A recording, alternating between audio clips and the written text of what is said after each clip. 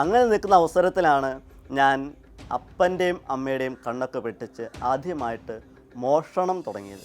അന്ന് അപ്പൻ എൻ്റെ അടുത്ത് പറഞ്ഞൊരു കാര്യമുണ്ട്, പഠിപ്പ് നിർത്തിക്കോ, എൻ്റെ കൂടെ ജോലിക്ക് പോരെ. സ്നേഹമുള്ളവരെ, അനങ്ങാൻ പറ്റുന്നില്ല, കാല് എടുത്ത് മാറ്റിവെക്കാൻ പറ്റുന്നില്ല, കിടക്കാനായിട്ട് പറ്റുന്നില്ല, നടക്കാൻ പറ്റുന്നില്ല, ഒത്തിരി വേദന, ഭക്ഷണം കഴിക്കാൻ പറ്റില്ല.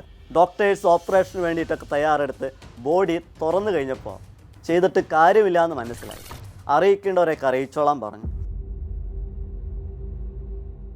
സ്റ്റാപ്ലർ അടിച്ചിരിക്കുക ബോഡി, സ്റ്റാപ്ലർ അടിച്ചത് സ്റ്റാപ്ലർ വിട്ടുപോയി. തുന്നുക, പച്ചക്കിട്ട് തുന്നുക. ഡോക്ടേഴ്സ് പറഞ്ഞ അറിയിക്കാനുള്ളവരെ അറിയിച്ചോളാൻ പറഞ്ഞ ഈ ഒരു കാര്യത്തിലെ ഒരു തീരുമാനം ഉണ്ടായില്ല.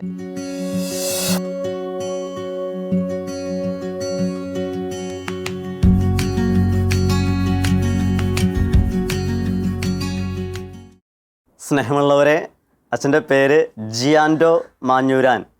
അച്ഛനൊരു CMI സഭാംഗമാണ്. തൃശ്ശൂർ CMI ദേവമാതാ പ്രവിശ്യാംഗമാണ്. ഇപ്പോൾ ജെറുസലേം ധ്യാന കേന്ദ്രം തലൂർ, അവിടെയാണ് അച്ഛൻ താമസിക്കുന്നത്. അമ്മയുണ്ട് വീട്ടിൽ. അപ്പച്ചൻ മരിച്ചിട്ട് 27 വർഷമായി. 2 പെങ്ങന്മാരുണ്ട്. ഇതിൻ്റെയൊക്കെ ഇടയിൽ ഒത്തിരി സഹനങ്ങളും ദൈവം തന്നിട്ടുണ്ട്. ആ സഹനങ്ങൾക്കൊക്കെ നടുവിൽ നിന്നുകൊണ്ട് ഇന്ന് ദൈവത്തിന് വേണ്ടി സന്തോഷത്തോടു കൂടെ ജീവിക്കുക വൈദികനായിട്ട്. അപ്പോൾ എൻ്റെ ജീവിതത്തിലെ ഈ ഒരു കുറച്ച് കാര്യങ്ങൾ, ദൈവം എന്നിലൂടെ പ്രവർത്തിക്കുന്ന അടയാളങ്ങളൊക്കെ ഞാൻ ദൈവജനത്തിന് മുമ്പിൽ പങ്കുവയ്ക്കുക. എൻ്റെ കുടുംബ പശ്ചാത്തലം എന്ന് പറയുക കൊടുങ്ങല്ലൂരാണ് എൻ്റെ വീട്. നിങ്ങൾക്കൊക്കെ നമ്മുടെയൊക്കെ വീടിനെ കുറിച്ച് നല്ലൊരു അഭിമാനമില്ലേ? ഞാൻ ജനിച്ച് വളർന്ന് വീടുന്ന ഒരു സന്തോഷമില്ലേ? ആ വീട്ടിലോട്ട് കടന്നു വരുമ്പോൾ ഒരു സന്തോഷമൊക്കെ ഇല്ലേ? എൻ്റെ വീട്ടിൽ അങ്ങനെ തന്നെയാണ്.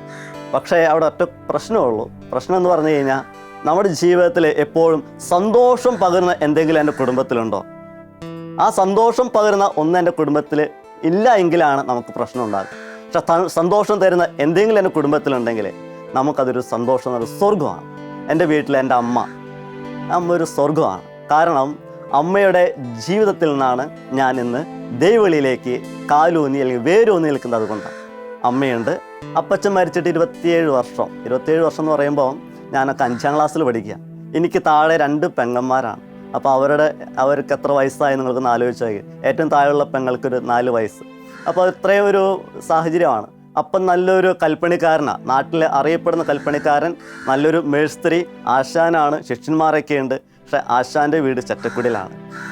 അമ്മ ഈ ആശാൻ്റെ കൂടെ നിന്ന് എത്രയധികം സഹനങ്ങൾ, വേദനകളൊക്കെ ഏറ്റെടുത്ത് കുടുംബത്തെ പുലർത്തിക്കൊണ്ട് പോകുന്ന നല്ലൊരു കുടുംബിനാണ്. എല്ലാ ദിവസവും വിശുദ്ധ ബലിക്ക് പോകുന്ന, വീട്ടിൽ കുടുംബ പ്രാർത്ഥന ചൊല്ലുന്ന നല്ലൊരു കുടുംബമാണ്. അമ്മയുടെ നേതൃത്വത്തിലാണ് ഈ വിശ്വാസ പരിശീലനങ്ങളൊക്കെ നടന്നുകൊണ്ടിരിക്കുക. സ്നേഹമുള്ള ഞങ്ങൾ മക്കൾ വളർന്നു വന്ന വിശ്വാസത്തിൻ്റെ വഴിത്താര എന്ന് പറയുന്നത് അമ്മ ഞങ്ങൾക്ക് പകർന്നു തന്ന ഈ ഒരു വിശുദ്ധിയുടെ മാർഗം തന്നെയാണ്. അതിനുശേഷം എൻ്റെ ജീവിതത്തിലേക്ക് എന്തുകൊണ്ടാണ്, എങ്ങനെയാണ് ഈ ദൈവവുമായിട്ട് ബന്ധപ്പെടുത്തിയ ഒരു ചിന്ത കടന്നു വന്നതെന്ന് ചോദിക്കുക. അത് പലരും ചോദിക്കാറുണ്ട്, ഞാൻ പല സ്ഥലത്ത് പറയാറുണ്ട്.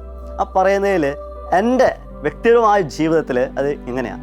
നമ്മൾ പള്ളിയിൽ പോകുമ്പോൾ പലപ്പോഴും നമ്മൾ കുഞ്ഞുനാളിൽ ഇഷ്ടത്തോട് കൂടിയിട്ടൊന്നല്ല, അമ്മമാർ നമ്മളെ കൈപിടിച്ച് വലിച്ചഴച്ച് കൊണ്ടുപോകുന്ന പല സന്ദർഭങ്ങളൊക്കെയുണ്ട്.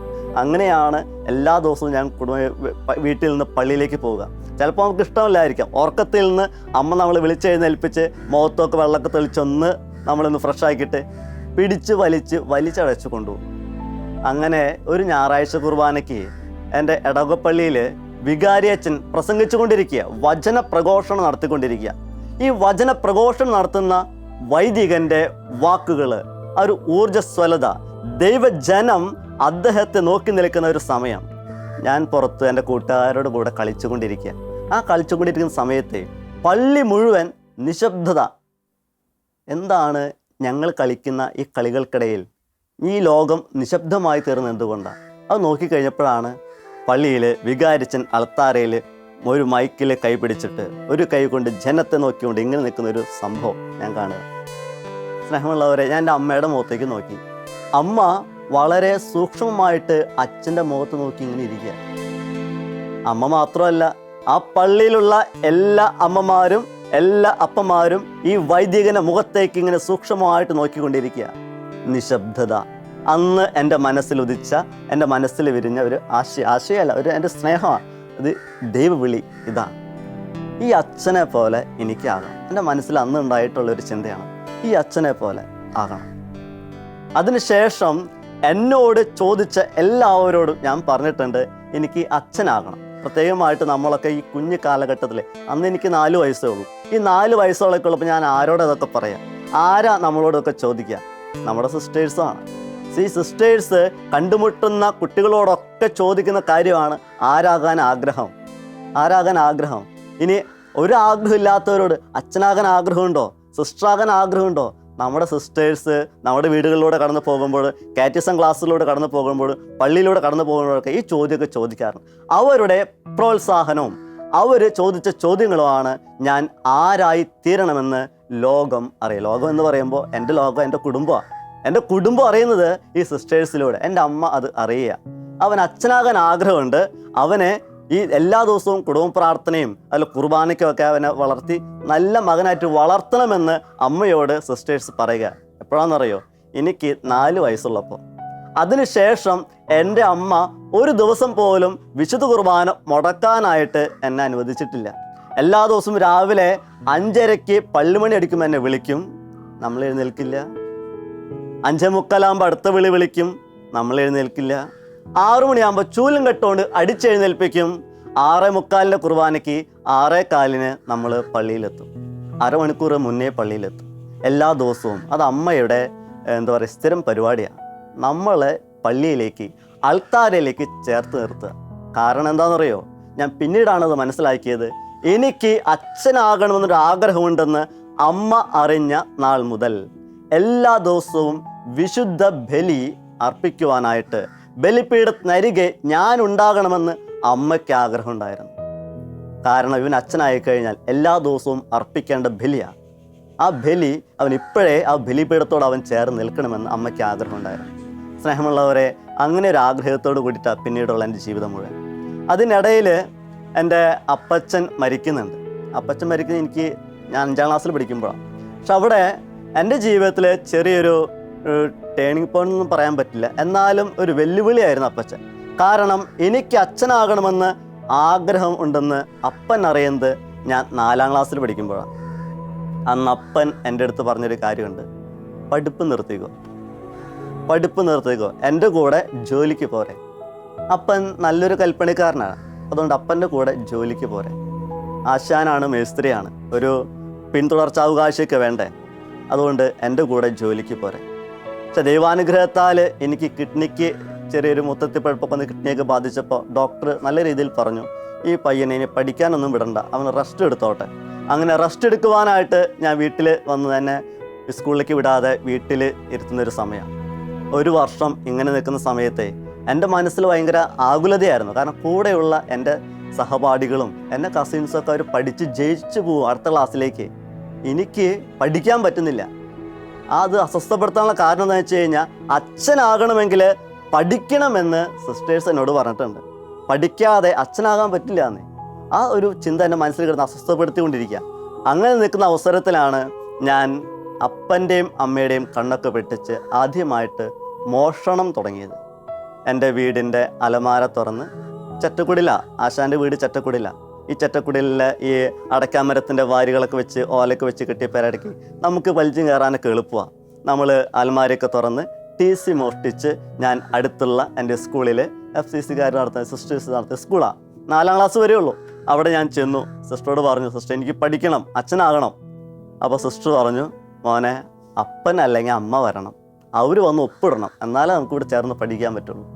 എൻ്റെ അമ്മേനെ വിളിച്ചു, ഒപ്പിടിയിച്ച് ഞാനവിടെ പഠനം ആരംഭിക്കുക. 4ാം ക്ലാസ് പൂർത്തിയാക്കുക. ഈ 4ാം ക്ലാസ് പൂർത്തിയാക്കുമ്പോഴും അപ്പനൊന്നും മിണ്ടുന്നില്ല. കാരണം അപ്പൻ അറിയാം ഇവിടെ 4 വരെ ഉള്ളൂ, അത് കഴിഞ്ഞാൽ എവിടെ പോയിട്ട് പഠിക്കും അവൻ. അപ്പൻ്റെ മനസ്സിൽ അങ്ങനെ ഒരു ചിന്തയുണ്ട്. ഈ 4ാം ക്ലാസ് കഴിഞ്ഞപ്പോൾ ഞാൻ പിന്നെയും അടുത്ത വഴി ആലോചിച്ചു. അമ്മയുടെ കൂടെ ജോലി ചെയ്യുന്ന ഒരു ആൻറ്റിയുണ്ട്, ആ ആൻറ്റിയെയും ആളുടെ ഭർത്താവും അങ്ങനെ അവരോട് പറഞ്ഞ് അവരുടെ മക്കൾ പഠിക്കുന്ന സ്കൂളിൽ അവർ രക്ഷാകർത്താക്കളായിട്ട് എന്നെ കൊണ്ടുപോയി ചേർത്തി. അങ്ങനെ ഞാൻ പഠനം വീണ്ടും തുടരുക, 5ാം ക്ലാസ് തുടരുക. ഇതിൻ്റെ ഇടയിലാണ് അപ്പച്ചൻ മരിക്കുന്നത്. ഹാർട്ട് അറ്റാക്കായിട്ടാണ് മരിക്കുന്നത്. കുടിയൊക്കെ ഉണ്ടായിരുന്നു, പക്ഷെ കുടിയൊക്കെ നിർത്തി നല്ലൊരു സമയത്താണ് മരിക്കണം. അപ്പച്ചൻ മരിക്കുമ്പോൾ സ്നേഹമുള്ളവരെ, സാധാരണ എല്ലാ കുടുംബങ്ങളിലും ഒരു വിഷമമുണ്ടാകും. എൻ്റെ ജീവിതത്തിൽ വിഷമമുണ്ടായിട്ടില്ല. ഞാൻ സന്തോഷിച്ചിട്ടുണ്ട്. എൻ്റെ അപ്പൻ്റെ മരണത്തിൽ ഞാൻ സന്തോഷിച്ചിട്ടുണ്ട്. കാരണം എൻ്റെ ദൈവവിളിക്ക് ഞാൻ അച്ഛനാകണമെന്ന് പറഞ്ഞപ്പോൾ തടസ്സുന്നത് എൻ്റെ അപ്പനാണെങ്കിൽ ആ അപ്പം മരിച്ചപ്പോൾ ഞാൻ സന്തോഷിച്ചിട്ടുണ്ട്. അപ്പം മരിച്ച് അപ്പൻ്റെ ബോഡി വീട്ടിൽ കൊണ്ടുവന്ന് കിടത്തിയതിന് ശേഷം അമ്മയും പെങ്ങന്മാരൊക്കെ ചുറ്റും ഇരുന്ന് നിലവിളിക്കുന്നുണ്ട്. പക്ഷെ ഞാൻ അവിടെ ഇല്ല. ഞാൻ എൻ്റെ കൂട്ടുകാരുടെ കൂടെ 2-3 വീട് അപ്പുറത്ത് പമ്പരം കുത്തി കളിച്ച് നടക്കുക. എൻ്റെ അയൽപ്പക്കത്തുള്ള ചേച്ചി വന്ന് വിളിച്ചിട്ടാ, നീ എന്താ ഇവിടെ കളിച്ച് നടക്കണം, നിൻ്റെ അപ്പനല്ല അവിടെ മരിച്ചു കിടക്കണം എന്നൊക്കെ പറഞ്ഞ് എന്നെ വിളിച്ചു കൊണ്ടുവരുന്ന സമയമൊക്കെയുണ്ട്. ഞാൻ അവിടെ വന്ന് വീട്ടുകാരോടെ നിൽക്കുന്നുമുണ്ട്. മുഖത്ത് വലിയ വിഷമമൊന്നും അന്നത്തെ എൻ്റെ ഫോട്ടോ ഒക്കെ എടുത്ത് നോക്കി കഴിഞ്ഞാൽ ഒരാൾക്കും അത് മനസ്സിലാകും. കാരണം അത് വിഷമമില്ല, സന്തോഷമായിരുന്നു. കാരണം എൻ്റെ ദൈവവിളിക്ക് തടസ്സമായിരുന്നപ്പം അന്നത്തെ എൻ്റെ ചിന്തകൾ അങ്ങനെയാണ്, എൻ്റെ മനസ്സ് അങ്ങനെയാണ്. പക്ഷെ ആ ചിന്തകളൊക്കെ മറികടന്ന് അപ്പച്ചൻ്റെ മരണശേഷം ഞങ്ങൾ പല സ്ഥലങ്ങളിലേക്ക് മാറ്റപ്പെടുക. കാരണം വീട്ടിൽ അമ്മയ്ക്ക് ഈ പറഞ്ഞ നിശ്ചിതമായ വരുമാനം കൊണ്ട് നമ്മളെ കുടുംബം പുലർത്താൻ, നമ്മളെ പഠിപ്പിക്കാൻ ഒന്നും പറ്റാത്തത് കൊണ്ട് സാഹചര്യമൊക്കെ ഉണ്ടായി. അമ്മ വീട്ടിലേക്ക് പോരുന്നു. ഞങ്ങളെ അമ്മയുടെ അനിയത്തിമാർ, മേമ്മമാർ പല സ്ഥലങ്ങളിലേക്ക് പഠിക്കാനായിട്ട് അയക്കുന്നു. അങ്ങനെ ഞാൻ പഠിക്കാനായിട്ട് അയക്കപ്പെട്ടത് പുല്ലൂർ ബോയ്സ് ഹോമിലാണ്. CMI അച്ഛന്മാർ നടത്തുന്ന ഒരു സ്ഥാപനമാണ്. പുല്ലൂർ, ഇരിഞ്ഞാലക്കുട അടുത്ത് പുല്ലൂർ ബോയ്സ് ഹോം. എൻ്റെ പെങ്ങന്മാർ പുത്തഞ്ചിറ സദനത്തിലാണ്. അവിടെയാണ് അവർ ചേർന്നത്. അവരെ അവിടെ ആക്കി ഞങ്ങൾ പഠനം ആരംഭിക്കുക. സ്നേഹമുള്ളവരെ, ഞങ്ങളുടെ കുടുംബാംഗങ്ങൾ ഞങ്ങളെ അതിന് വളർത്തുവാനായിട്ട് ഉപയോഗിച്ച, അല്ലെങ്കിൽ ഞങ്ങൾ വളർത്താൻ വേണ്ടിയിട്ട് ആക്കി തന്ന സാഹചര്യമാണ്, ദൈവം ഒരുക്കിയ സാഹചര്യമാണ്. ആ സാഹചര്യത്തിൽ നിന്നുകൊണ്ട് പ്രത്യേകിച്ച് പുല്ലൂർ ബോയ്സ് ഹോമിലേക്ക് ഞാൻ അയക്കപ്പെടുമ്പോൾ എൻ്റെ മനസ്സിൽ കുറച്ചും കൂടി സന്തോഷം എന്ന് പറയുന്നത് അച്ഛന്മാർ നടത്തുന്ന സ്ഥാപനമാണ്. എൻ്റെ മനസ്സിലുള്ള ആഗ്രഹം വൈദികനാകണം, അച്ഛനാകണം. കുറച്ചും കൂടി സന്തോഷം എനിക്ക് അനുഭവപ്പെടുക. ഇപ്പോൾ കുടുംബത്തിൽ നിന്നുള്ള ഈ ഒരു സാഹചര്യം എന്നെ ഒത്തിരിയേറെ വൈദികൻ എന്ന വിളിയിലേക്ക്, അച്ഛനാകാനുള്ള വിളിയിലേക്ക് എന്നെ ഒത്തിരിയേറെ മാറ്റിമറിച്ച ആദ്യത്തെ ഇംപ്രസീവായിട്ടുള്ള ഒരു സാഹചര്യമാണ് പുല്ലൂർ ബോയ്സ് ഹോം.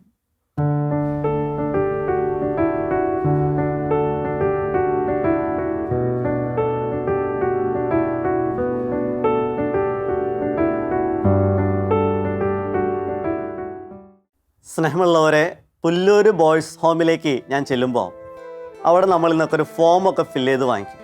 അപ്പോൾ ആ ഫോമിൽ എങ്ങനെ ഒരു ചോദ്യമുണ്ട്, ആരാകാനാണ് ആഗ്രഹം? അപ്പോൾ അവിടെ ഞാൻ വളരെ കൃത്യമായിട്ട് എഴുതി കൊടുത്തിട്ടുണ്ട്, ഒരു വൈദികനാകണം, കൃത്യമായിട്ട് എഴുതി കൊടുത്തിട്ടുണ്ട്.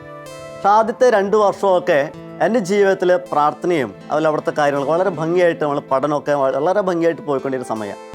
6ാം ക്ലാസ് 7ാം ക്ലാസ് ഇത് കഴിഞ്ഞ് ഹൈസ്കൂളിലേക്ക് കടക്കുമ്പോൾ എൻ്റെ ജീവിതത്തിൽ ഒത്തിരി വ്യത്യാസങ്ങൾ വരും. കാരണം നമ്മൾ ഇങ്ങനെയുള്ള സ്ഥാപനങ്ങളൊക്കെ ആയിരിക്കുമ്പോൾ നമുക്ക് നന്നാവണമെങ്കിൽ നന്നാവാം, ഇനി കൂട്ടുകൂടി ചീത്തയാവണമെങ്കിൽ ചീത്തയാകാം. അത് നമ്മൾ ഓരോരുത്തരെയും ആശ്രയിച്ചിരിക്കുന്നത്. അപ്പം അങ്ങനെ എൻ്റെ ജീവിതത്തിൽ ഞാനായിരിക്കുന്ന എൻ്റെ ഒരു ബാച്ച്, അല്ലെങ്കിൽ എൻ്റെ കൂടെയുള്ള സഹോദരന്മാർ അല്ലെങ്കിൽ കൂട്ടുകാർ, അത് വളരെ ഇൻഫ്ലുവൻസ് ചെയ്തിട്ടുണ്ട്. അപ്പം നമ്മൾ പല കാര്യങ്ങളിലും നമ്മൾ ഇങ്ങനെയുള്ള സ്ഥാപനങ്ങളൊക്കെ ആകുമ്പോൾ നമ്മുടെ കൂട്ടുകാരോട് നമുക്കൊരു സ്നേഹം കൂടുതലുണ്ടാവും. കാരണം അവരെന്ത് തെറ്റ് ചെയ്താലും നമ്മൾ അവരെ സപ്പോർട്ട് ചെയ്യേണ്ടതായിട്ട് വരും.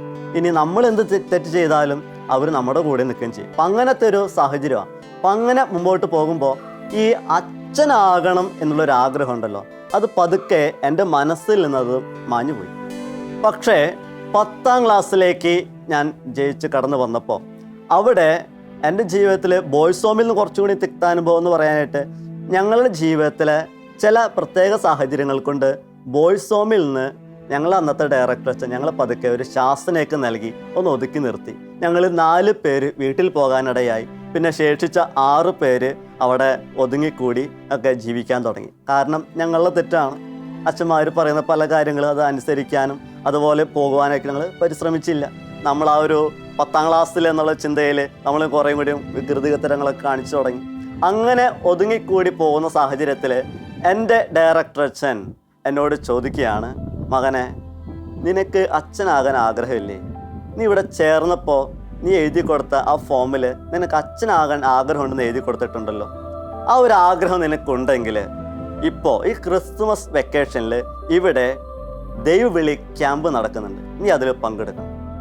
സത്യം പറഞ്ഞു കഴിഞ്ഞാൽ അന്നേ വരെ ഞാൻ മറന്നിരുന്ന ഈ ഒരു ദൈവവിളി അല്ലെങ്കിൽ അച്ഛനാകണം എന്നുള്ളൊരാഗ്രഹം അന്ന് എൻ്റെ ഡയറക്ടർ അച്ഛൻ എന്നോട് പറഞ്ഞപ്പോൾ എൻ്റെ മനസ്സിൽ അതൊന്ന് തറച്ചു. അന്നത്തെ ഞങ്ങളുടെ ഡയറക്ടർ അച്ഛനായിരുന്ന ബഹുമാനപ്പെട്ട ജോൺ പുല്ലോക്കാരനച്ഛൻ, അച്ഛൻ്റെ ജീവിതമാണ് എന്നെ ഈ ഒരു വൈദികനാകണം എന്നുള്ള ജീവിതത്തിലേക്ക് തിരിച്ചുവിടുന്നത്. ദൈവവിളി ക്യാമ്പിൽ കൂടി എനിക്കിഷ്ടപ്പെട്ടു. കുറച്ചും കൂടിയും ഞാൻ ആ ഒരു ജീവിതത്തിലേക്ക് ഇഴുകിച്ചേരാൻ പരിശ്രമിച്ചു. പിന്നീടുള്ള 10ാം ക്ലാസ് പൂർത്തീകരണത്തിൻ്റെ 3 മാസങ്ങളിൽ ഞാൻ അതിനുവേണ്ടി പ്രാർത്ഥിച്ചു. എൻ്റെ ജീവിതത്തിൽ ഒത്തിരി വ്യത്യാസങ്ങൾ കണ്ടു തുടങ്ങി. പക്ഷേ 10ാം ക്ലാസ്സിലെ പരീക്ഷ ജയിക്കണം. ഈ പരീക്ഷയുടെ ഇടയ്ക്ക് എനിക്ക് ചിക്കൻ പോക്സ് ഉണ്ടായി.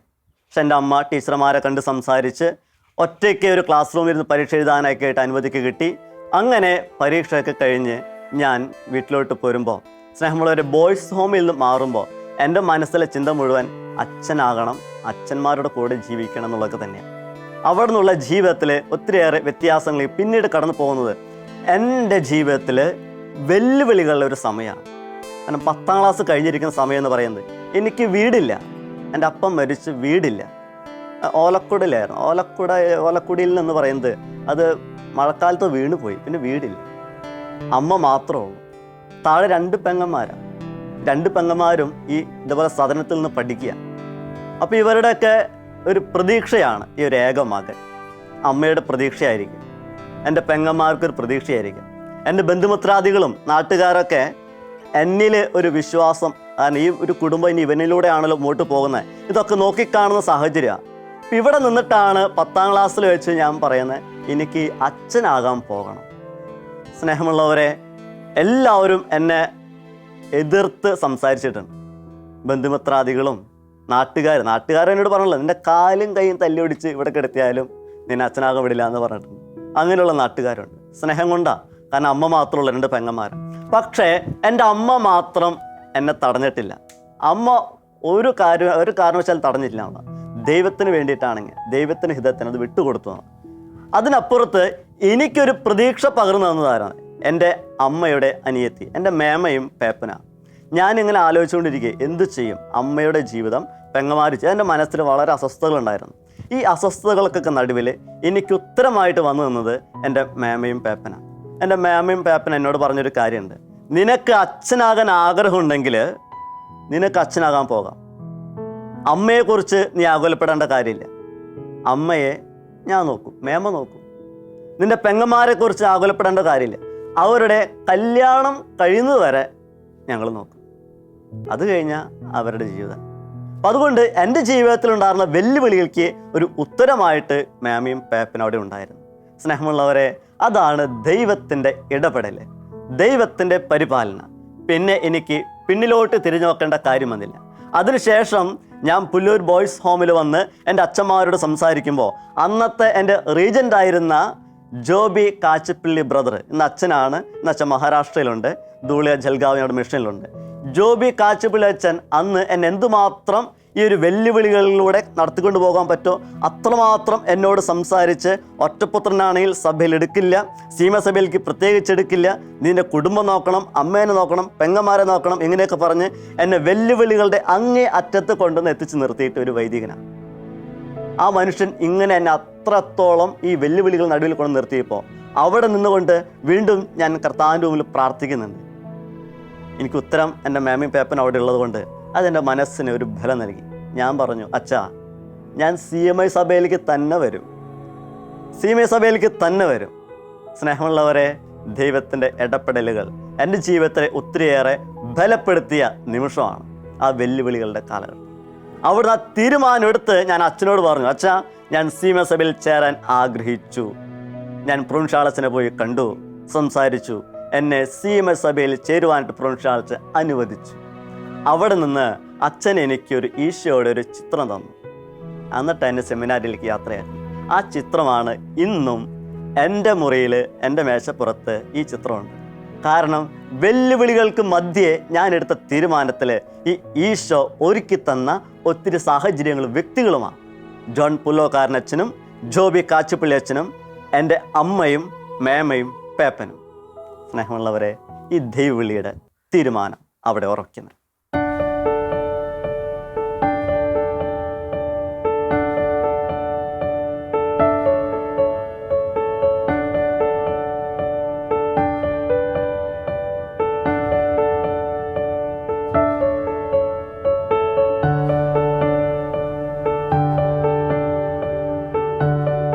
സ്നേഹമുള്ളവരെ, അച്ഛനാകണമെന്നുള്ള ആഗ്രഹം മനസ്സിലുറപ്പിച്ച് 2001 വരന്തരപ്പിള്ളി യോഗാർത്ഥി ഭവനത്തിലേക്ക് ഞാൻ കടന്നു വരികയാണ്.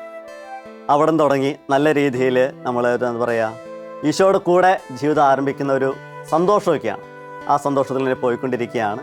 ഫസ്റ്റ് ഇയർ കഴിഞ്ഞു, സെക്കൻഡ് ഇയർ തേർഡ് ഇയർ എൽത്തുരത്തിലാണ്. അവിടെ +1 +2 കാലഘട്ടമാണ്. ഈ +2 കാലഘട്ടത്തിൽ വീണ്ടും എൻ്റെ ജീവിതത്തിലേക്ക് വേദനകൾ കടന്നു വരാണ്, രോഗങ്ങൾ കടന്നു വരാം, സഹനങ്ങൾ കടന്നു വരികയാണ്. അപ്പോഴൊക്കെ ഞാൻ തമ്പുരാൻ്റെ മുമ്പിൽ ഒത്തിരിയേറെ പരാതിപ്പെട്ടിട്ടുണ്ട്. കാരണം ഈശോയ്ക്ക് വേണ്ടിയിട്ട് ഒരു അച്ഛനാകണമെന്ന ആഗ്രഹത്തോടു കൂടി ഇങ്ങനെ കടന്നു വന്നിട്ട് വീട്ടിൽ നിന്ന് അപ്പനോടുള്ള തല്ലിട്ടിട്ട് അതിന് വീട്ടിൽ നിന്ന് ഇറങ്ങി വന്നിട്ട് പഠിക്കാൻ ആഗ്രഹിച്ച് ഇങ്ങനെയൊക്കെ ഒത്തിരിയേറെ വെല്ലുവിളികളൊക്കെ കടന്നു പോയിട്ട് ഈശോയുടെ അടുത്തേക്ക് കടന്നു വന്നിട്ട് എനിക്കിപ്പോഴും രോഗവും വേദനകളും സഹനങ്ങളും ഒക്കെയാണ്. ഞാൻ തമ്പുരാനോട് കുറച്ച് പരാതികൾ പറഞ്ഞിട്ടുണ്ട്, വേദനിച്ചിട്ടുണ്ട്, ഒത്തിരിയേറെ കരഞ്ഞിട്ടുണ്ട്. എന്നിട്ട് +2 കാലഘട്ടത്തിലെ ക്രിസ്മസ് എക്സാം കഴിഞ്ഞ് വീട്ടിലോട്ട് പോരുക. കാരണം ജീവിതത്തിലെ രോഗാവസ്ഥകൾ എന്ന് പറയുന്നതിൽ നമ്മൾ വിചാരിക്കും വലിയ വലിയ രോഗങ്ങളൊന്നുമല്ല. എൻ്റെ ജീവിതത്തിലേക്ക് എനിക്ക് അരിഭക്ഷണം കഴിക്കാൻ പറ്റുന്നില്ല. അതിന് പ്രത്യേകിച്ചുള്ള കാരണം എന്താണെന്ന് വെച്ച് കഴിഞ്ഞാൽ നമ്മുടെ വായിൽ വരുന്ന അൾസർ കാര്യങ്ങൾ, ഇത് 1 2 അല്ല, കുറച്ചധികം വരുന്നുണ്ടായിരുന്നു. ഈ അൾസർ കാര്യം എനിക്കൊന്നും കഴിക്കാൻ പറ്റുന്നില്ല. അപ്പം ഞാൻ ആ ഒരു വർഷത്തിൽ കൂടുതലായിട്ടും കഴിച്ചിട്ടുള്ളത് ബ്രെഡ്, അതുപോലെ തന്നെ നമ്മുടെ സ്ഥാപനങ്ങളൊക്കെ ആയതുകൊണ്ട് പഴവർഗ്ഗങ്ങളുണ്ടാവും. ഇത് കിട്ടുന്ന പപ്പായ അല്ലെങ്കിൽ പഴം അങ്ങനെ എന്തെങ്കിലുമൊക്കെ കഴിച്ചിട്ടാണ് ഞാൻ മുമ്പോട്ട് പോകുന്നത്. അപ്പം എൻ്റെ ജീവിതത്തിൽ ഇത് ഭയങ്കര അസ്വസ്ഥത. കാരണം നമ്മൾ വിശപ്പ് നമുക്ക് ഒത്തിരി ഉണ്ടാവും. ഈ പഴവർഗ്ഗങ്ങൾ കഴിയുമ്പോൾ അധികം കഴിക്കാനും പറ്റില്ല. അപ്പം അങ്ങനെ ആ ഒരു സമയം അങ്ങനെ പോകുന്നു. പിന്നെ ഈ വേദനകളാണെങ്കിൽ നമുക്ക് വെള്ളം ഇറക്കാൻ പറ്റാത്ത അവസരം, രാത്രിയൊന്നും ഉറങ്ങാൻ പറ്റാത്ത സാഹചര്യം, ഇതൊക്കെ എൻ്റെ മനസ്സിലുള്ള വേദനകൾ. ഈ വേദനകൾ വെച്ചിട്ടാണ് ഞാൻ ഈശോയുടെ മുമ്പിൽ തീരുമാനം എടുക്കുന്നത്. ഞാൻ അവസാനിപ്പിക്കുക. ക്രിസ്മസ് വെക്കേഷന് പരീക്ഷ കഴിഞ്ഞ് വീട്ടിലോട്ട് ചെല്ലുമ്പോൾ എൻ്റെ മനസ്സിൽ ഞാൻ തീരുമാനിച്ചിട്ടുണ്ട്, ഞാൻ തിരിച്ച് സെമിനാരിയിലേക്ക് വരില്ല. ഞാൻ എൻ്റെ റെക്ടറച്ചനോട് പറഞ്ഞിട്ടില്ല, അച്ഛന്മാരോട് പറഞ്ഞിട്ടില്ല, എൻ്റെ കൂടെയുള്ള എൻ്റെ സഹോദരന്മാരോട് ഞാൻ പറഞ്ഞിട്ടില്ല. ഞാൻ വീട്ടിലോട്ട് ചെന്നു. വീട്ടിൽ ചെന്ന് നമ്മുടെ മനസ്സിന് അസ്വസ്ഥമായി കൊണ്ടിരിക്കുക. ഇത് നമ്മൾ വീട്ടിൽ പറയണത്, അമ്മയോട് പറയണമല്ലോ. ഇപ്പം അമ്മയോട് ഇത് എങ്ങനെ പറയും? ഇപ്പം നമ്മൾ നല്ല ഒരു സമയം നോക്കിയിരിക്കുക. ഏതാ നല്ല സമയം എന്ന് പറയുമോ? നമ്മുടെ വീട്ടിലെ കുടുംബ പ്രാർത്ഥന കഴിഞ്ഞിട്ടിരിക്കുന്ന സമയം നല്ല സമയമാണ്. കാരണം കുടുംബ പ്രാർത്ഥന കഴിയുമ്പോൾ പെങ്ങന്മാർ പതുക്കെ കളിക്കാനൊക്കെ ആയിട്ട് പതുക്കെ അപ്പുറത്തേക്ക് ഇപ്പുറത്തേക്ക് മാറും. അമ്മ കുറച്ച് സമയം തമ്പുരാൻ്റെ മുമ്പിൽ നിന്ന് പ്രാർത്ഥിക്കുന്ന സമയമാണ്. അമ്മയും ഈശോയും മാത്രമുള്ളൊരു സമയമാണ്. ആ ഒരു സമയത്ത് നമുക്കിതങ്ങോട്ട് അവതരിപ്പിക്കാം. ഞാൻ മനസ്സിൽ തീരുമാനിച്ചു. കുടുംബ പ്രാർത്ഥന കഴിഞ്ഞു. ഞാൻ വീട്ടിൽ കുറച്ചൊന്ന് മാറിയിരുന്ന് ഒരു പായയിലിരുന്ന് ഇങ്ങനെ ഇരിക്കുക, അമ്മയുടെ പ്രാർത്ഥന കഴിയുന്നവരെ. പക്ഷെ അമ്മ ആ സമയത്തുള്ള അമ്മയുടെ ഒരു പ്രാർത്ഥന ഉണ്ടല്ലോ, സ്നേഹമുള്ളവരെ, എൻ്റെ ജീവിതത്തിൽ ഇന്നും ആ ഒരു പ്രാർത്ഥന എൻ്റെ ദൈവവിളിയിലെ പ്രധാനപ്പെട്ട ഒരു പ്രാർത്ഥനയാണ്. അമ്മയുടെ പ്രാർത്ഥന എങ്ങനെയാണ്? ഈശോയ്ക്ക് എന്നോട് സ്നേഹമില്ല. ആരോട്? അമ്മയോട് സ്നേഹമില്ല. അതിനുള്ള കാരണങ്ങൾ അമ്മ എണ്ണി നിരത്തുക. 1, രോഗങ്ങളില്ല. 2, വേദനകളില്ല. 3, പലചരക്കടയിൽ കടമില്ല. എന്നിട്ട് അമ്മ പറയാ, ഈശോയ്ക്ക് എന്നോട് സ്നേഹമില്ല. അപ്പൊ ഈശോയുടെ സ്നേഹത്തിന്റെ അടയാളങ്ങളാണ് അമ്മ എണ്ണി നിരത്തിയ കാര്യങ്ങൾ. രോഗങ്ങള്, വേദനകള്, സഹനങ്ങള്, പലചരക്കടയിലെ കടങ്ങള്, ഇത് ഈശോയുടെ സ്നേഹമാണെന്നാണ് അമ്മ വിശ്വസിക്കുന്നത്. ഞാൻ അമ്മയോട് എന്ത് പറയാനാ ഇവിടെ ഇരിക്കണമെന്നറിയോ? അമ്മയുടെ പ്രാർത്ഥന കഴിഞ്ഞിട്ട് വേണം എനിക്ക് അമ്മയോട് പറയാൻ, ഞാൻ ഇനി സെമിനാരിയിലേക്ക് പോകുന്നില്ല, നിർത്തിപ്പോന്നു. കാരണം ഈശോയ്ക്ക് എന്നോട് സ്നേഹമില്ല. ആ സ്നേഹമില്ലാത്തൊരു കാരണമാണ് എൻ്റെ രോഗങ്ങള്, വേദനകള്, സഹനങ്ങള്. സ്നേഹമുള്ളവരെ, എന്താണ് ഈ പ്രാർത്ഥന കഴിഞ്ഞിരിക്കുന്ന അമ്മയോട് ഞാൻ പറയേണ്ടത്? എൻ്റെ ജീവിതത്തിൽ അന്ന് ഞാൻ കുറിച്ചു, ഇതാണ് ഈശോയുടെ സ്നേഹമെങ്കിൽ എൻ്റെ ജീവിതത്തിൽ ഈശോ ധാരാളമായിട്ട് സ്നേഹിക്കുന്നുണ്ട്. ഞാൻ അമ്മയോട് ഒരക്ഷരം പറഞ്ഞില്ല. അമ്മയുടെ പ്രാർത്ഥന കഴിഞ്ഞ് എഴുന്നേറ്റപ്പോൾ പതിവ് പോലെ ഞങ്ങൾ ഭക്ഷണം കഴിക്കാൻ, അമ്മേ ചോറെടുക്ക്, ഭക്ഷണം കഴിക്കുക. ഞങ്ങൾ ഭക്ഷണം കഴിച്ചു. ഞാൻ വെക്കേഷൻ കഴിഞ്ഞ് സെമിനാരിയിലോട്ട് തിരിച്ചു വരിക. സ്നേഹമുള്ളവരെ, ദൈവത്തിൻ്റെ ഇടപെടലുകൾ, ഓരോ വെല്ലുവിളികൾ നമ്മുടെ ജീവിതത്തിലേക്ക് കടന്നു വരുമ്പോൾ ദൈവം എന്നെ സ്നേഹിക്കുന്നുണ്ടെങ്കിൽ ആ സ്നേഹിക്കുന്ന ദൈവത്തിൻ്റെ ഇടപെടലുകൾ എൻ്റെ ദൈവവിളിയിൽ ഓരോ നിമിഷവും ഞാൻ അനുഭവിച്ചു കൊണ്ടിരിക്കുന്നുണ്ട്. അതിൻ്റെ ഫലമാണ് പിന്നീട് അങ്ങോട്ടുള്ള എൻ്റെ ജീവിതം. +2 കഴിഞ്ഞു. ഞങ്ങൾ അമ്പഴക്കാട് നവസന്യാസ ഭവനത്തിലേക്കാണ് പോകേണ്ടിയിരുന്നത്. പക്ഷേ ആ വർഷം എനിക്ക് പോകാൻ സാധിച്ചത് പാലക്കാട് അല്ല, ഞങ്ങളുടെ പ്രേക്ഷിത പ്രൊവിൻസിൻ്റെ കീഴിലുള്ള നവസന്യാസ ഭവനം, കോയമ്പത്തൂര് ശരണാംപെട്ടി, അവിടെ നവസന്യാസ ഭവനത്തിലേക്ക് പോവുകയാണ്. നവസന്യാസ കാലഘട്ടം എന്ന് പറഞ്ഞാൽ വീടുമായിട്ടോ നാടുമായിട്ടോ ലോകമായിട്ടോ ഒരു ബന്ധമില്ലാത്ത കാലഘട്ടം. ദൈവവും ഞാനും ഞങ്ങൾ ഈ ഒരു സമൂഹം ദൈവമായിട്ട് പ്രാർത്ഥനയിൽ ജീവിക്കാൻ, പ്രാർത്ഥനയിൽ മുഴുകാനുള്ള സമയമാണ്. ഈ സമയത്ത് പ്രാർത്ഥനയിൽ മാത്രമാണെങ്കിലും ദൈവത്തോടൊപ്പമാണെങ്കിലും പിന്നെയും എൻ്റെ ജീവിതത്തിലേക്ക് സഹനങ്ങളും വേദനകളും കടന്നു വരിക. എൻ്റെ ജീവിതത്തിൽ ഈ പറഞ്ഞ ഈ അൾസറൊക്കെ ഉണ്ടല്ലോ, കുറച്ചുകൂടി രൂക്ഷമായിട്ട് കടന്നു വന്ന സമയമാണത്. ഉടുപ്പ് കിട്ടണേക്കാൾ തൊട്ട് മുമ്പുള്ള സമയം ഒത്തിരിയേറെ വേദനിച്ചിട്ടുണ്ട്. വായ മുഴുവൻ വായ്പണ്ണുകൾ, നമ്മുടെ പ്രൈവറ്റ് പാർട്സൊക്കെ ഉണ്ടല്ലോ, ഇവിടെ ഒക്കെ ചൊറി വ്രണങ്ങൾ, ശരീരം മുഴുവൻ ചൊറി വ്രണങ്ങൾ. ചെറുപ്പത്തിൽ ചൊറിയൊക്കെ വന്നിട്ടുണ്ട്. അന്ന് ഉണ്ടായിരുന്ന വേദനയൊക്കെ ഞാൻ അനുഭവിച്ചതിലേക്ക് അത്രയൊന്നും ഇന്ന് വന്നപ്പോൾ അതിനേക്കാൾ രൂക്ഷമായിട്ടാണ്. അന്ന് വന്ന് ഈ ദേഹത്ത് പുറത്തേക്കാണെങ്കിൽ, ഈ പറയുന്ന ചൊറിയൊക്കെ പുറത്തേക്കാണെങ്കിൽ, ഇന്ന് വന്ന ചൊറിയൊക്കെ പറയുന്നത് ഇത് ഉള്ളിലോട്ടാണ്. ഉള്ളിലോട്ട് കുഴി പോലെ വന്നിട്ട് പഴുത്തിരിക്കുക. സ്നേഹമുള്ളവരെ, അനങ്ങാൻ പറ്റുന്നില്ല, കാല് എടുത്ത് മാറ്റിവെക്കാൻ പറ്റുന്നില്ല, കെടുക്കാനായിട്ട് പറ്റുന്നില്ല, നടക്കാൻ പറ്റുന്നില്ല, ഒത്തിരി വേദന, ഭക്ഷണം കഴിക്കാൻ പറ്റില്ല. തീവ്രമായിട്ട് +2 കാലഘട്ടത്തിൽ ഉണ്ടായിരുന്നേക്കാൾ തീവ്രമായിട്ട് കടന്നു വന്ന വേദന. പക്ഷേ ഉടുപ്പ് കിട്ടുന്ന ആ ഒരു സമയമുണ്ടല്ലോ, ആ ഒരു 2 ദിവസം ഞാൻ ഒത്തിരി ഒരുങ്ങി. എങ്ങനെ അനങ്ങും, എങ്ങനെ നടക്കും, എൻ്റെ ചിന്തയിലേക്ക് വന്ന ചില കാര്യങ്ങൾ വെച്ചിട്ട് ഈ തുണിയുടെ ബാൻഡേജൊക്കെ ഉണ്ടല്ലോ, ഞാൻ എൻ്റെ തുട മുഴുവൻ, അര മുതൽ തുട മുഴുവൻ കെട്ടിവെച്ച്, അനങ്ങിയാൽ വേദന ഇല്ലാത്ത തരത്തിലൊക്കെ കെട്ടിവെച്ച് ഞാൻ ഉടുപ്പ് സ്വീകരിക്കുക. ഉള്ളിലൊത്തിരി സന്തോഷം തോന്നി. ആ നോമ്പ് കാലഘട്ടത്തിൽ ഞാൻ ഈശോയോട് പ്രാർത്ഥിച്ച് ഇങ്ങനെയാ, കർത്താവേ, നോമ്പ് കാലഘട്ടമാണ്, വേദനകൾ സഹനങ്ങൾ ഏറ്റെടുക്കാൻ തയ്യാറാണ്. പക്ഷെ ഉയർപ്പിൻ്റെ ദിവസം ഉണ്ടല്ലോ, ഈസ്റ്റർ, അന്ന് എനിക്കൊരു മോചനം തരണം, അന്ന് എനിക്ക് വേദനകളൊക്കെ മാറ്റി തരണം, രോഗങ്ങൾ മാറ്റി തരണം. ഞാൻ തമ്പുരാനോട് പ്രാർത്ഥിച്ചിട്ടുണ്ട്. സ്നേഹമുള്ളവരെ, ആ ഒരു പ്രാർത്ഥനയ്ക്ക് വലിയ ഫലമൊന്നും ഉണ്ടായിരുന്നില്ല. എൻ്റെ വ്യക്തിപരമായ ജീവിതത്തിൽ വെച്ച് നോക്കുമ്പോൾ, നമ്മുടെ മാനസികമായ ബുദ്ധി വെച്ച് വലിയ ഫലമൊന്നും ഉണ്ടായിരുന്നില്ല. എൻ്റെ ജീവിതം 3 ആഴ്ച ഈ സ്കിൻ ട്രീറ്റ്മെൻറ്റ് കടന്നു പോയിട്ട് 3 ആഴ്ച കഴിഞ്ഞതിന് ശേഷമാണ് വയറുവേദന വരുന്നത്. വയറുവേദന വന്ന് എക്സ്റേ എടുത്തു. എക്സ്റേയിൽ ഡോക്ടർ പറഞ്ഞു നേരെ ഓപ്പറേഷൻ. അങ്ങനെ കോവൈ കുപ്പുസ്വാമി ഹോസ്പിറ്റൽ ഓപ്പറേഷൻ ചെല്ലുന്നു. സ്നേഹമുള്ളവരെ, ഓപ്പറേഷൻ തിയേറ്ററിൽ കയറിയത് എനിക്ക് ഓർമ്മയുള്ളൂ. പിന്നീട് എനിക്ക് ഓർമ്മ വരുന്നത് ICUവിൽ ഞാൻ കിടക്കുന്നതാണ്. അതിനിടയിലെ സമയം ഞാൻ ആശുപത്രിയിൽ നിന്ന് പുറത്തേക്ക് ഇറങ്ങുമ്പോൾ ഈ അച്ഛന്മാരും ഈ ഡോക്ടർ എന്നോട് പറഞ്ഞ കാര്യത, വൻകുടൽ പൊട്ടിയിട്ട് ബോഡി മുഴുവൻ സെപ്റ്റിക്കായി. 3 ആഴ്ചയിലെ ബോഡി മുഴുവൻ സെപ്റ്റിക്കായി. ഇനി അതൊന്നും ചെയ്യാൻ പറ്റില്ല. ഡോക്ടേഴ്സ് ഓപ്പറേഷന് വേണ്ടിയിട്ടൊക്കെ തയ്യാറെടുത്ത് ബോഡി തുറന്നു കഴിഞ്ഞപ്പോൾ ചെയ്തിട്ട് കാര്യമില്ല എന്ന് മനസ്സിലായി. അറിയിക്കേണ്ടവരെയൊക്കെ അറിയിച്ചോളാൻ പറഞ്ഞു. അങ്ങനെ വീട്ടുകാർ അമ്മേനെ അറിയിച്ചു, പേപ്പനെ അറിയിച്ചു. അവർ വന്ന് കണ്ടു. ആ അറിയിക്കാനായിട്ട് അവർ വന്ന സമയം അവർക്ക് ജീവനോടെ കാണാൻ വേണ്ടി വെന്റിലേറ്ററിലിട്ടു. 2 ദിവസം 48 മണിക്കൂർ വെന്റിലേറ്ററിൽ നിന്ന് അമ്മയും പേപ്പനൊക്കെ കണ്ട് പുറത്തേക്ക് ഇറങ്ങി ICUവിലേക്ക് മാറ്റി. 8 ദിവസം, 8ാമത്തെ ദിവസം കുറച്ച് വെള്ളം കുടിച്ചു. 10ാമത്തെ ദിവസം റൂമിലോട്ട് മാറി. ഈ റൂമിലോട്ട് മാറിയിട്ടും ഡോക്ടേഴ്സ് പറഞ്ഞ അറിയിക്കാനുള്ളവരൊക്കെ അറിയിച്ചോളാൻ പറഞ്ഞ ഈ ഒരു കാര്യത്തിലെ ഒരു തീരുമാനം ഉണ്ടായില്ല. മുറിയിൽ വന്ന് സ്റ്റാപ്ലർ അടിച്ചിരിക്കുക ബോഡി. സ്റ്റാപ്ലർ അടിച്ചത് സ്റ്റാപ്ലർ വിട്ടുപോയി. തുന്നുക, പച്ചക്കിട്ട് തുന്നുക. 2 ദിവസം കഴിഞ്ഞപ്പോൾ ആ തുന്നൽ വിട്ടുപോയി. വീണ്ടും സ്റ്റാപ്ലർ അടിക്കുക, അത് വിട്ടുപോയി. വീണ്ടും തുന്നി. ആ തുന്നലിൽ ഇപ്പോൾ പിന്നീട് അങ്ങോട്ടൊരു ജീവിതത്തിൽ ആ തുന്നലിലാണ് പിടിച്ചു നിൽക്കുന്നത്. ഡോക്ടർ പറഞ്ഞത് എന്താണെന്നറിയോ? എന്തായാലും കഴിഞ്ഞതല്ലേ, ഇത്രയൊക്കെ ചെയ്യാമല്ലോ. ഒന്ന് വാഷ് ഔട്ട് ചെയ്തു, ഒന്ന് പാച്ച് ചെയ്തു ഹോള്, അത്ര ചെയ്തിട്ടുള്ളൂ. ഇനി തമ്പുരാൻ്റെ കരങ്ങളിലുള്ള കാര്യമായതുകൊണ്ട് ഞങ്ങൾ അതിനകത്ത് ഇടപെട്ടില്ല. എന്തായാലും 48 മണിക്കൂർ. സ്നേഹമുള്ളവരെ, ദൈവം ഇന്നും അനുഗ്രഹിച്ച് കൊണ്ടുപോവുക. ആ വേദനയും ആ സഹനങ്ങളൊക്കെ എൻ്റെ അമ്മയുടെ പ്രാർത്ഥനയോട് ചേർത്ത് വെച്ചിട്ടാ, ഈശോയുടെ സ്നേഹമാണെന്ന് മനസ്സിലാക്കിയിട്ടാണ് ഞാനത് സ്വീകരിച്ചത്. തമ്പുരാൻ്റെ മുമ്പിൽ ഇന്നും കടന്നു പോകുന്നത് ഈ ഒരു പ്രാർത്ഥനയോട് കൂടിയിട്ടാ. അവിടെ നിന്ന് അങ്ങോട്ടുള്ള ഉടുപ്പിട്ടിട്ടുള്ള ജീവിതം ഉണ്ടല്ലോ, സഹനങ്ങളൊക്കെ എന്ത് വന്നിട്ടുണ്ടെങ്കിലും, രോഗങ്ങൾ എന്ത് വന്നിട്ടുണ്ടെങ്കിലും ഒന്നും വിഷയമല്ല. ആ ഭാഗം എൻ്റെ ഭാഗമല്ല, അത് ഈശോയുടെ ഭാഗം. വിട്ടുകൊടുത്ത് ജീവിച്ചതാണ്. അങ്ങനെയാണ് ഇന്നും പോകുന്നത്.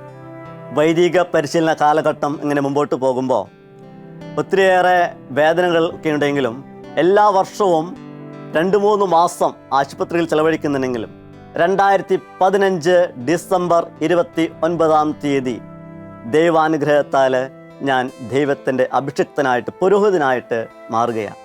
ദൈവത്തിൻ്റെ അനുഗ്രഹമാണ്.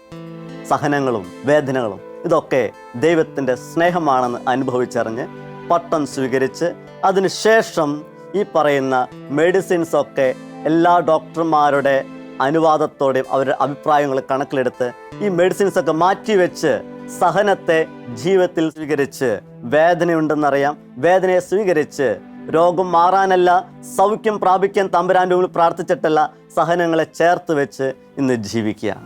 ഒരു നാളും എന്നെ കൈവിടില്ല, ഒരു നാളും എന്നെ മറക്കില്ല, ഒരു നാളും എന്നെ കൈവിടില്ല, ഒരു നാളും